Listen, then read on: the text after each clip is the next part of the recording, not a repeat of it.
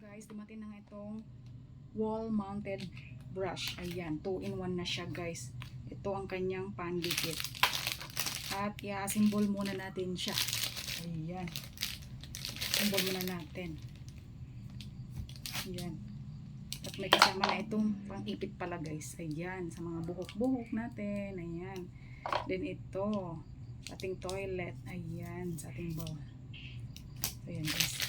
Assemble ko muna guys. Ayan siya.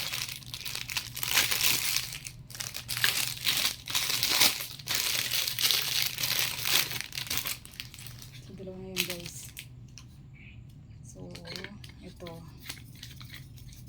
Ayan. Mahaba siya. Then, ito yung para din tayong mahirapan maglinis sa ating mga CR. Ayan, ididikit lang natin siya kasi may adhesive naman siya. Ayan. Ito naman guys.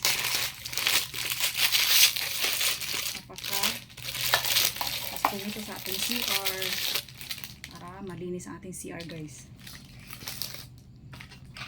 Ayan.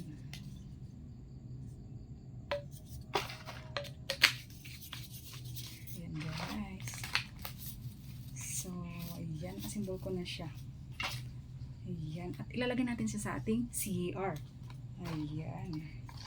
So, ayan siya guys. Ayan.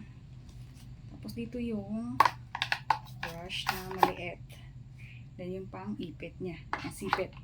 Ayan guys. Ayan. So, ayan na siya guys. At nadikit ko ng aming wall mounted brush. Toilet brush. Ayan guys. At napaka-aesthetic tingnan. At may patuluan siya guys para hindi ma-stuck ang kanyang water. Ayan guys. Napaka-linis tingnan at napaka-aesthetic guys.